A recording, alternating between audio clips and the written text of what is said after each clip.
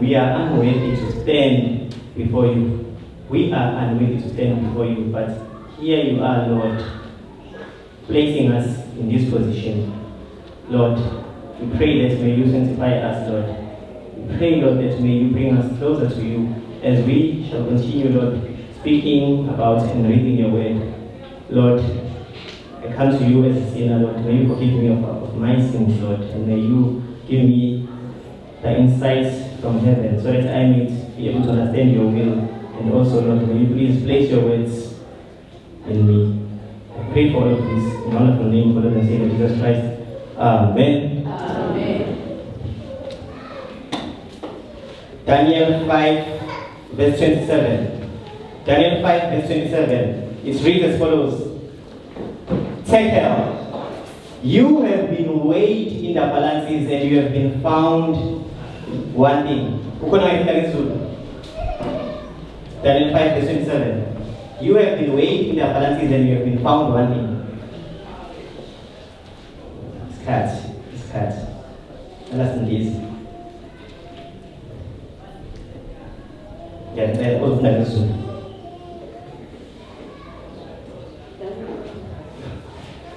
Daniel 5, verse 27.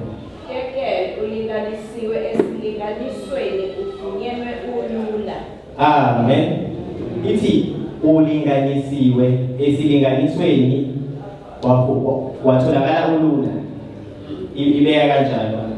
Sisazo yakhe lapho. Namhlanje itopic yethu sizokhuluma about purity and innocence. So because of isikhathi nje ngizama ukusummarize ama points abalulekile about le topic yethu le. Because njengamanje siphila emhlabeni, it looks like a dead religion. Kubukeka ngathi ukholo lethu lufile. Yazi ukuthi kudala, okay, mina lapho engafunda khona, ngafunda kwelinye izwe kuthiwa iCuba.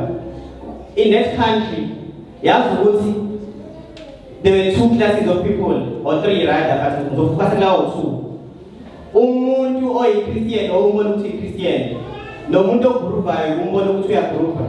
Bekaka nje, bekubonakala ukuthi oh, mina ngiyagruva, mina ngiyiChristian, because in everything they do. Even I'll make an example with my church. Even the university knew that there were 7-day Adventists in our university. It's something that was a known fact. They could never write, nor do an exam, nor attend on the Sabbath, because they had made sure that it is known. So and then I came back here. Namiga, I joined Adventism, or I became a Christian even when I was that side. I came back this side. Ngafika ngaqhubeka. Ngafika ngaphuthobala. Because mina ngiyashuma ngiyashisa ngithi ya. Yabona siphendukile manje, sindisiwe nathi siphendukile siJesu. Mangithi ngiyafika lana awukho umehluko. Awukho umehluko phakathi kwabantu abasha. Awukho umehluko phakathi kwalabo engathole bengama Adventists. Oh, phakathi kwalabo abayibiza ngama-Christians nabasemhlabeni. Benza yonke into. Nami I remember ukuthi nami ngaqala nami ngastrong mina ngashuma. Kwavele kuba ngathi ngiyaphakamisa, kwangathi ngiyaqama. Because kwenzeka njalo manje. Bambalwa abantu abahlala eqinisweni. To a point ukuthi wena wazama ukuthi uyahlala eqinisweni, ngathi uyaphakamisa, ngathi zenza ngcono, ngathi unjani. So nami I remember there was a time, even when I was doing my final year to my first year in Malusebenza. There was a time that when for a short time, nobody saw it. Ayikho wabona because ngalana engikhonza ngakhona ngala bathi ukuthi ngilele eThekwini ngiyakhonza khona mina ngihleli eThekwini angikhonzi because ngiyabona vele ukuthi ngabele ngikude noNkulunkulu so kwasamina ngicina ngaphethe ngicina ngihletha but we thank the loving kindness of God ukuthi nami ngazile ngiveli yabo but nje nga-influencewa abantu esikade kukhulunywa nge-environment ukuthi you must also cleanse your environment angithi because even abantu ohleli nabo basabona bengakwazi ukwenza ukuthi ugcine uyithola uhlehla endleleni kaNkulunkulu noma ngabe strong kangakanani because weak asikho strong no ukuthi amandla ethabela uKristu ngithi but ke kenzeka ukubonisa ukuthi mina strong mina ngeke awuqaba ngisho ukuba uJoseph akabalekanga wathi mina ngistrong ngeke ngale nawe but wahlelekile wayengumkhosikazi wayezogcina ewile wayezogcina ewile angizabona lento ke into lapho ukuthi ke it's really matters abantu onabo but ke angikho lapho itopic yenamhlanje ngithi purity ngithi okay sesongena lapho anyways I remember futhi having manje ke sengikhuluma with one of the Christians of one of the churches there. So this lady is a Christian but wenza yonke into yabo wenza yonke into okay bese mina ngiposte something about ukuthi umuntu owenza ukuthi nokuthi yabo akayizulwini but mina ngiposta angifaka iverse ngiposta iverse kahle First Corinthians 6 verse 9 yani but mina ngipostela na but ngangapha ukuthi verse 5 so yena utshela ukuthi nje yimina oyibhalela into le ayiwangihleka mfana wathi ayina yazi ngiyathanda ukukumeza guys mina I'm born again I'm saved washo kanje wathi mina I'm saved abantu bazi ukuthi umuntu usindisiwe akusekho ulahlo angeke uphinde ulahle as much as ama-Adventists alayini njengamanje akholelwa ukuthi uma ela ekhonza SDA bazongena izulu it's the same false rejection so sakuzaphikisana wathi mina there's something called grace wangitshela kanje wathi there's something called grace ethi mina njengoba sikukhona umusa ngizongena izulu ngoba vele sindisiwe ngimkhethela kuJesu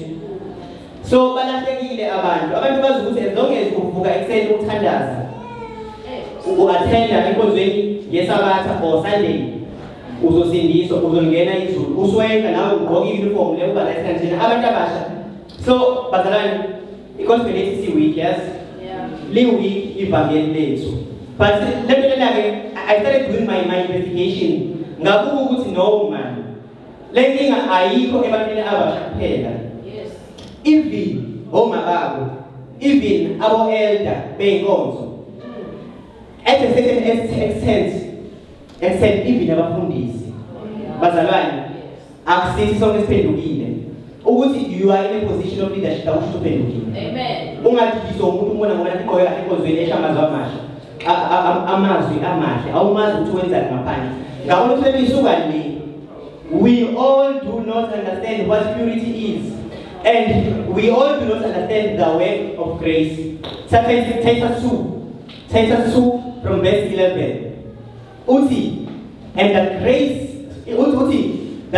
of God that brings salvation has appeared unto all men.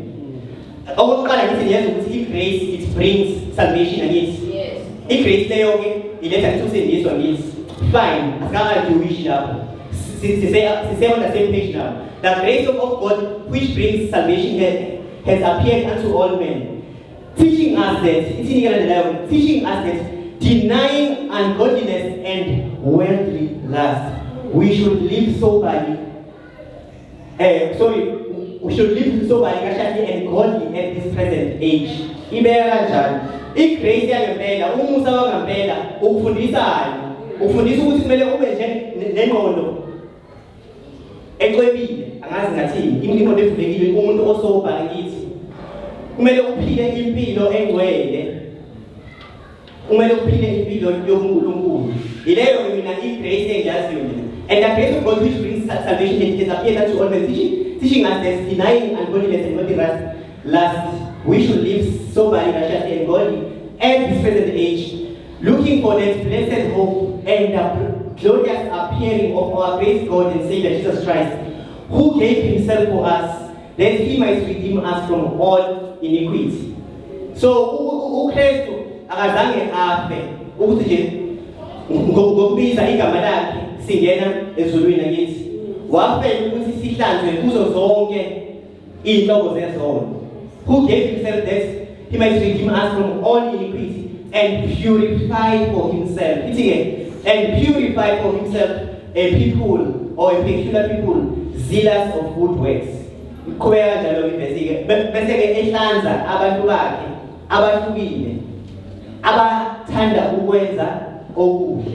So you know umsebenzi wegrace ilo futhi umsebenzi wani kaKristu. But ke thina ke we tend to miss that. So itopic yethu namhlanje ke esikhuluma ngayo ilokuzana is purity. We are going to talk about the word purity, but maybe before we go, purity. Can anyone just raise hand and ask me what is purity? Guys, don't think, just say it. Don't think of the best. I think that purity is the contraception of evil thoughts. What is purity? You said? Eternal is the contraception of evil thoughts. Okay, thank you. To stop yourself from thinking about evil things, and if you can stop yourself from thinking pure thoughts, then you can also stop yourself from being impure. Okay, purity is the contraception of evil thoughts. Basically, uthi ukuxosha imicabango emibi engqondweni. So njengamanje ke uwenze example ngokuthi akhulume ye-purity of mind. Ukhona umunye mhlawumbe ongachaza igama elithi purity even in simple terms.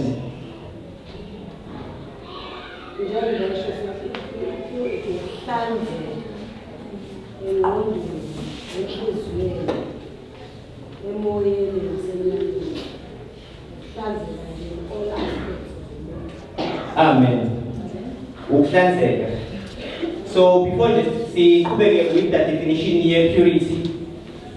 If you go to Romans 5, my favorite verse, the Beatitudes, when Jesus Christ moved from this one, when Jesus Christ saw the multitudes, he sat down on a mountain. And when he had sat down, he spoke to his disciples and started teaching. Blessed are the poor in spirit, right? For theirs is the kingdom of God. Blessed are those who mourn, for they shall be comforted. Blessed are the meek, for they shall inherit the earth. Blessed are those who do hunger and thirst for righteousness, for they shall be filled. Verse 18, verse 8. Uti, blessed are the pure in heart, for they shall see God. Blessed are the pure in heart, for they shall see God. So, in verse, blessed are the pure in heart.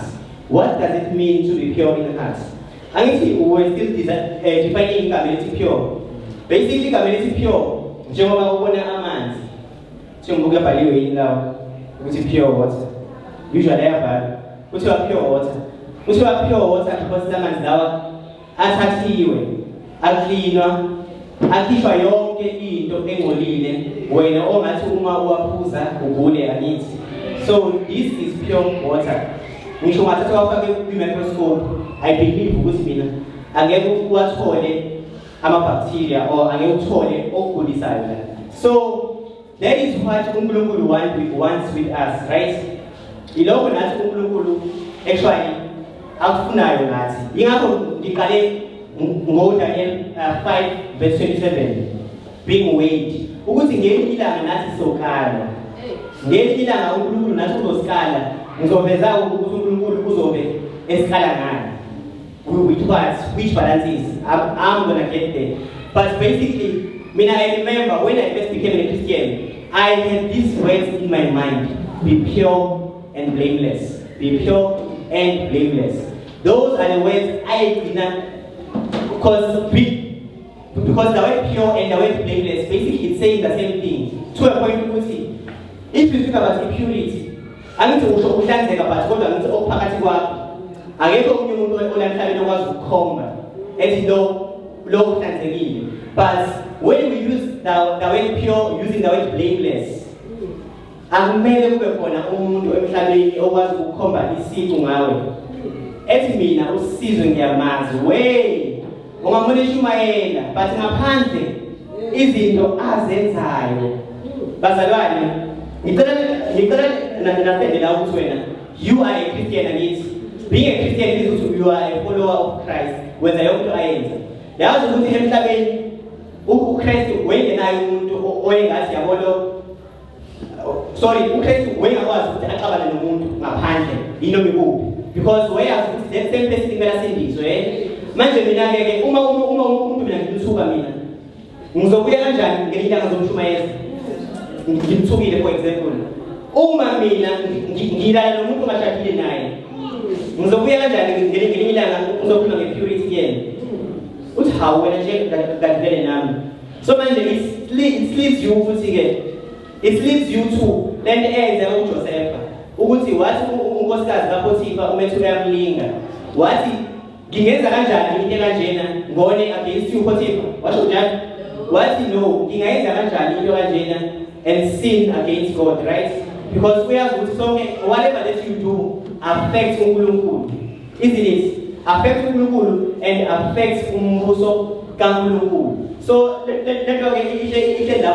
we talk about the word purity, so let me just jump when we are on this part because of this part. If we are to on this part, what will help? Kuzowenzekani uma singahlanzeki? Kuzowenzekani uma singahlanzeki? Bazalwane, I'm going to talk about one of the characteristics of uNkulunkulu. I'm going to say ukuthi God is a consuming fire.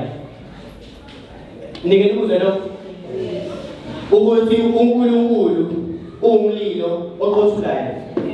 That is one of the characteristics kaNkulunkulu. God is a consuming fire. So manje ke particular lo mlilo oqothulela abenze okubi. If you go to incwadi lena ngethanda Revelation 6, Isaiah 6 from verse 14, but ke ngizoyiphrase a bit because of ilokuzana isikhathi. Iyasho ukuthi kuzofika lapho khona isikhathi abantu bazokhala, the kings of the earth and the men of the world ubokhala bemeze bethi izindaba simbozeni sifihleni ebusweni balowo ohlezi ehlaleni somkhosi. For the great day of the wrath of God has come, and who shall be able to stand? Ngokuba lufikile usuku olukhulu ololaka lukaNkulunkulu noma lwenkosi, and ubani ozokwazi ukuma.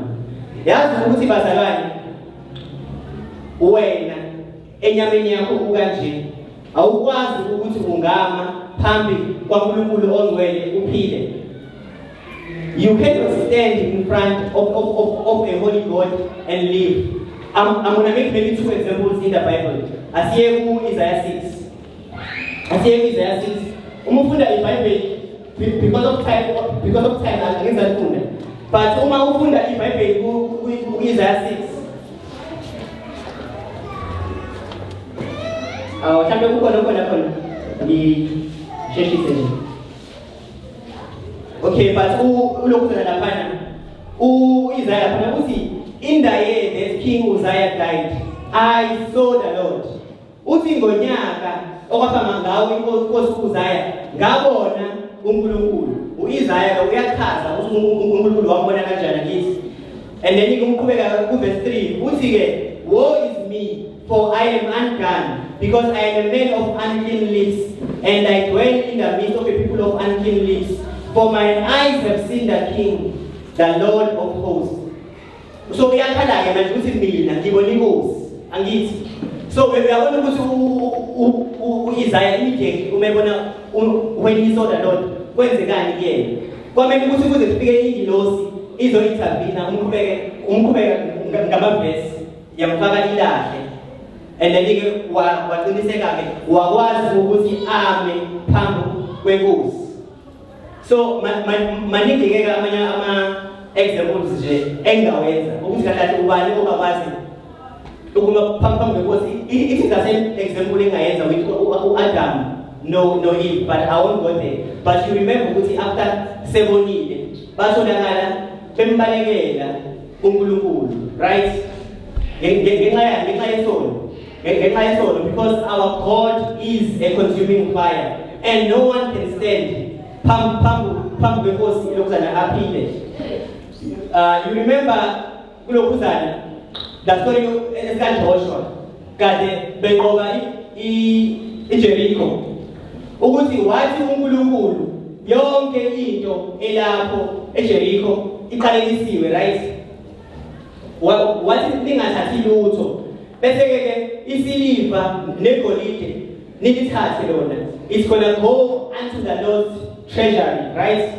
But konke ke okunye ke kuqalekisiwe. Umqhubeka ufundela phana kuJoshua yazi kwasho ukuthi even umuntu ozozama ukuyakha le ndawo nayo iqalekisiwe. Umqhubeka kwasho ukuthi no one should rebuild this place Jericho. But you find when you go to Joshua chapter 7, khona indoda ekuthiwa uAkhan. So at that time kuthiwa ke ama-Israelites ayinqoba aphuma ethi ayohlasela elinye izwe laphana. Kuthiwa kwena eyohlaselwa kwasukela ama-spies ukuthi ehambe yobuka lapho. Kuthiwa ama-spies abuya athi hayi bo bancane labantu laba, these people are few, thumelani abantu abawu-3,000 kuphela singabanqoba nje kalula. Nangempela ke kwathunyelwa ke ama-Israelites thize ambalwa ukuthi eyohlasela isizwe leso. And then kuthiwa ke banqotshwa. Uma benqotshwa kwafa even amadoda ama-Israelites awu-36 afa. And then ke wabuye uJoshua wakhala uNkulunkulu ukuthi kwenzeke kanjani manje, because phela uJoshua yena ubekholelwa ukuthi uNkulunkulu unami, noma ngingathi ubekholelwa ukuthi uNkulunkulu uhamba nami. So manje ke umbuzo wami ukuthi ke kungani nginqotshwa? Wase ke uNkulunkulu ke egcine eveza ukuthi komunye wabo khona othathe izinto obengamele ayithathe. khona uthatha izinto lezi ezidlula basically izinto eziqalekisiwe. So wena-ke lokho siyathola ukuthi-ke ugcine-ke ukhandwa ngamatshe-ke u-Achan lo. But what are we learning from this?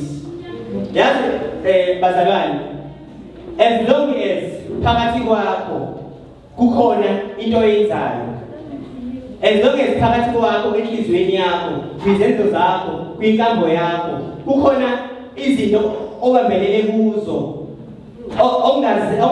uNkulunkulu angavumelani nazo noma ongazona ekaNkulunkulu, yazi ukuthi izibusiso zikaNkulunkulu ayikwazi ukuba nawe.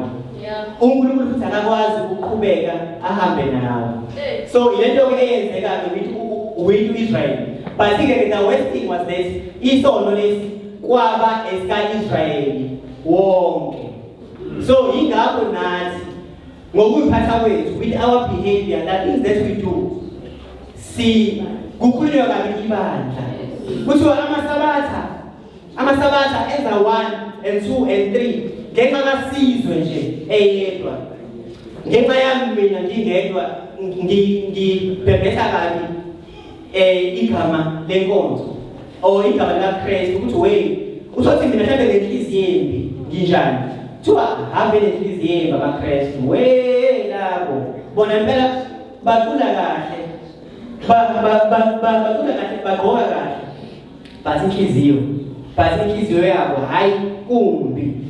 So lento okwesibili-ke futhi-ke u-Achan warobha uNkulunkulu because kwakushiwo kwathiwa okwesiliva nowegolide khona makiswe into the Lord's treasury. Angithi kwakushiwo kanjalo but u-Achan uyakuthanda kuthiwa wathatha isiliva nalo wagqiba yena wakubeka kanjalo wakubeka kuyena. So nathi kuyenzeka sometimes uthola uNkulunkulu has entrusted us with something. It can be our talents, it can be our skills, it can be whatever that God has entrusted us. Tina sisebenzise ngendlela yethu. Aren't we in a way robbing God also? But I'm just digressing there. Bese nje ngikhuluma nje with about the sin of ulokuzana u-Achan. So bazalwane lento ihleli lapho ngicela nje ukufunda i-quote nje eyodwa. Itholakala ku-Christ Object Lessons chapter 24. Because nathi sitshela ukuthi si-right because senza 90% okuhle kithi, but khona lokho kodwa esingakuyeki, khona lokho kodwa ifundeka kanjena-ke ithi the righteousness of Christ will not cover one cherished sin. The righteousness of Christ will not cover one cherished. Ithi-ke ukulunga noma ubungcwele bukaKristu angeke bukwazi ukuthi bukumboze kusefana lesi sono lesisodwa wena ongasiyekile lesi osithandayo. Ithi a man may be a lawbreaker in heart, yet if he commits no outward acts of transgression, he may be regarded by the world as possessing great integrity. But God's law looks into the secrets of the heart. So kuthiwa umuntu engabukeka right la engathi akenzi lutho wrong, angithi. But kodwa kuthiwa uNkulunkulu ubuka inhliziyo. Yazi nje ngibona umuntu encoma mina kuthiwa yazi ubani right. Yazi ukuthi akahambi namuntu, akashayi umuntu. Like nje akacabani namuntu ukuthi ngimbone ezulwini. Like I've heard people say that. But uthi lo muntu lo uyaphuza. Uphuza utshwala. Uma futhi ephuza utshwala lo muntu lona uphuza kahle futhi uhlala endlini eyivalela athi ngiyayithi. Okusala uyaphuza guys. Okusala uyaphuza ku-wrong angithi. So lo muntu akekho right. Akekho right just because unjani uyaphuza but uthi uyaphica usayini. Nami okay, no, let me just not make that example. Angani lapho yaphathi. Like I was just trying to make an example here. So ngifuna nje sibukeke indaba yenhliziyo. Sise lapho nje. I want us to look at lokuzana. Indaba yenhliziyo because ukuthi okay, I'll just tell you straight ukuthi 90% of the times or almost all the times actually uma iBhayibheli likhuluma ngenhliziyo, likhuluma ngengqondo. Likhuluma ngengqondo. Umuya ku Proverbs 23 verse 7. Lithi, as a man thinketh in his heart, for as a man thinks he is. For as a man thinks in his heart. Inhliziyo iyakwazi ukucabanga. That is my question. Can a heart think? Inhliziyo no, the heart cannot think. Elinye mhlambe ivesi ngicela siye kulokuzana, ngicela siye ku osumfundela nje Mark 7. Mark 7. Can someone go there now from verse 21?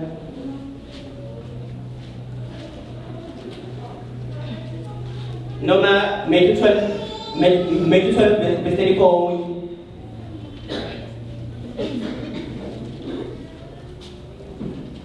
Mark 7 verse 21. Adultery. No.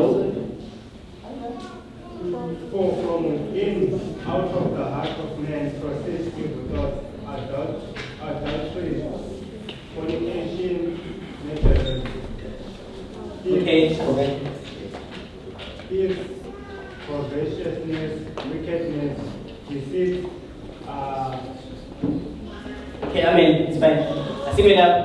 But mina ngisanda le part ethi out of the abundance. Umifunda ku Matthew 12 verse 34. If out of the abundance of the heart, the mouth speaks. Angithi ibeka kanjalo. So sifunda nini lana ukuthi ke and then isho ke la ukuthi ke from the heart comes evil thoughts. Inhliziyo iyakwazi ukucabanga.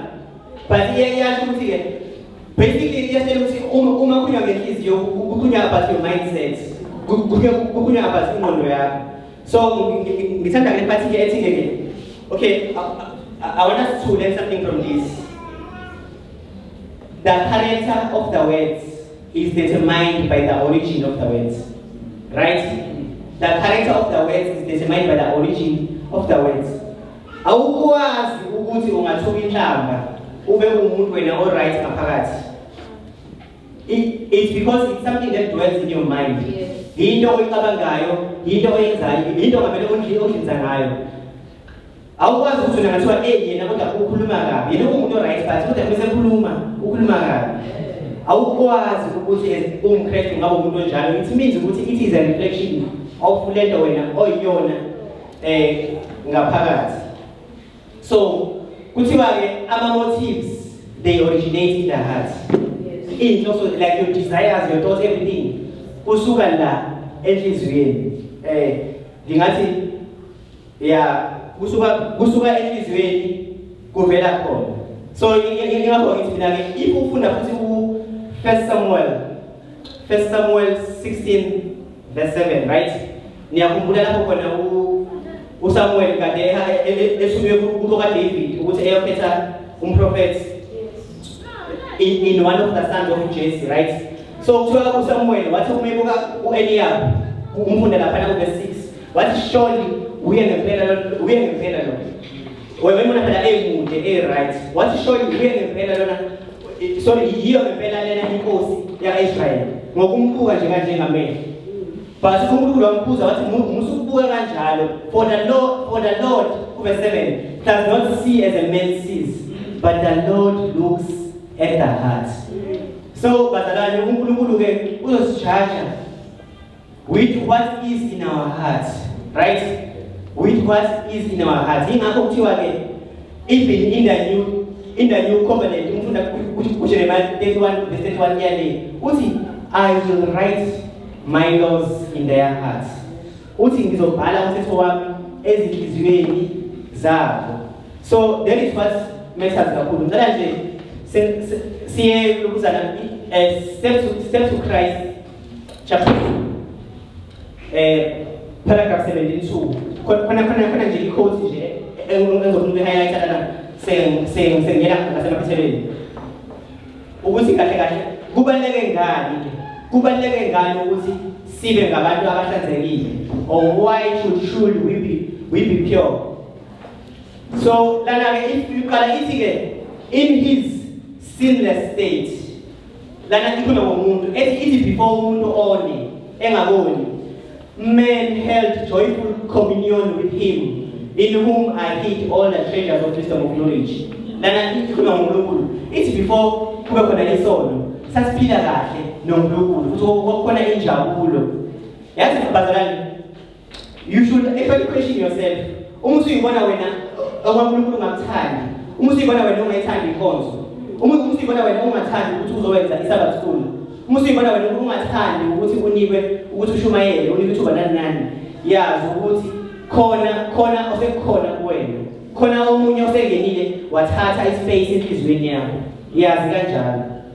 Isono ke sikhona-ke isikhathi sokuthi ucheck impilo yakho, because uma sekungena isono enhlizweni yakho uzoqala-ke ungayithandi izinto zikaNkulunkulu.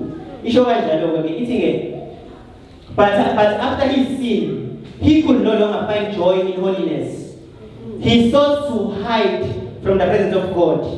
Such is still the condition of the unrenewed heart. So ibeka kanjalo ukuthi-ke isekanjalo namanje icondition yenhliziyo engaphenduliwe or engashintshiwe kabusha ukuthi isondele kuNkulunkulu ukuthi ifaniswe nekaKristu. Ithi kanjalo-ke they do not find things. It is not in harmony with God and finds no joy in. Okay, I like this part. The sinner could not be happy in God's presence. He would shrink from the companionship of holy things. Could he be permitted to enter heaven? So kuyasho ukuthi-ke kuthiwa-ke if umuntu osebambelele esonweni esithize engavunyelwa ukuthi engene ezulwini, kuthiwa engahlehla engabaleka, yazi kungangathi uyasha. Angeke akwazi ukuthi ahlale nalabo abangcwele ezulwini. Ngenxa nje yesono esisodwa nje asabambelele kuso, kuthiwa ngeke akwazi bazalwane, engashrinka, angeke ejabule, engabiza engasete. So iqhubeka kanjalo-ke. Ithi-ke, could he be permitted to enter heaven? It would have no joy for him. Kuthiwa-ke, the spirit of unselfish love that reigns there. Kuthiwa-ke, lo moya lona we-unselfishness okhona lapho yena nje ngeke eze awu-understand. Angithi, because an unrenewed heart yona isaphakamisa uself uqala ngithi. Ithi mina I want to be rich, mina I want to be this, mina I want to be seen, ngifuna ukubonwa. So manje lo muntu mefike ezulwini ngeke understand ukuthi how lana nje kuyaphiwana kwenziwa nani lana nje kuyaphilwa nje kujabulile. Akekho umuntu othi mina ngimkhulu kunomunye, akekho ephakamisayo, akekho mina othi mina ngingcono. Ngeke understand ukuthi kwenzekani la. So kuthiwa-ke his thoughts, his interests, his motives will be alien to those that actuate the sinless dwellers there. So indlela acabanga ngayo, indlela aphela ngayo, his motives, his plans, kuthiwa nje kungashayisana, angeke kuhambisane nokwalaba abasezulwini. Because yena ucabanga ngenye indlela, bona bacabanga ngenye indlela angithi. So kuthiwa-ke he will be a discordant note in the melody of heaven. Bazalwane, do re mi fa sol la ti do. Yabona? Ikhodi esezulwini leyo. Do re mi fa so. Yabo yena engakanjalo engabhimbisa ama-notes asezulwini engawabhimbisa because yena uyeyinto bona bayeyinto. Umfunda ku-Acts 2 kuthiwa ukuze umoya ongcwele ukwazi ukuthi wehle kubona, they were in one accord. Nabo babefana njenge-notes elilodwa, one in thoughts, one in mind, one in motives.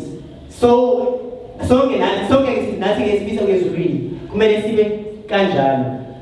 And then kuthiwa-ke heaven will be to him a place of torture. Yazi ukuthi kungangathi uyahlukunyezwa uma efakwa ezulwini. Kungangathi uyahlukunyezwa. Heaven will be to him a place of torture. And then ithi-ke he would long to be hidden from him who is its light and the center of its joys. So and then in as part ithi-ke, it is no arbitrary decree on the part of God that excludes the wicked from heaven. So akuyona into exakile noma enjani-ke ukuthi uNkulunkulu engabafaki ezulwini abantu abangekho ngcwele. Isho kanjalo kuthiwa-ke they are shut out by their own unfitness for its companionship. So abangeni vele because abekho fit ukuthi bengalimela izulu. So ibeka kanjalo ukuthi-ke kahle kahle uNkulunkulu bazalwane hayi ngoba nakho esinyanya noma enjani ngokungasifaki ezulwini. Imagine phela bazalwane, when you go to heaven you get angithi impilo uphila impilo engunaphakade. Imagine-ke wena-ke we are being tortured forever. We are being tortured forever. For you entering heaven will be eternal torture.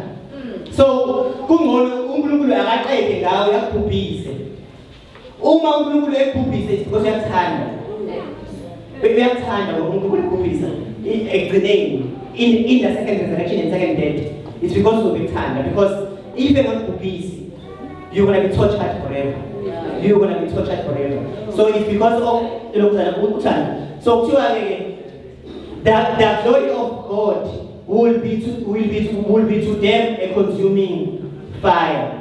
So lokhu kazi baNkulunkulu kubona kuzophenduka umlilo oqosulayo. They will welcome destruction that they might be hidden from the face of him who died to redeem them. Kuthiwa ibona-ke abangakhala bethi bacela ukubhujiswa. Can you imagine? Yes. Can you imagine ucele ukubhujiswa ezulwini?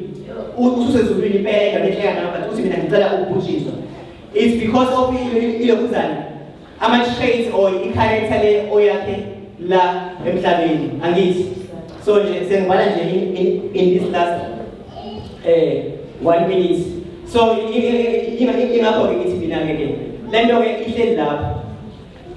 So lento ihlezi thina kuthina-ke our choices esiwenzayo njengamanje. Awuringe ekhanda ukuthi we must be pure and blameless, because kuthiwa-ke sizoweya uyayazi lento ekuthiwa i-balance scale.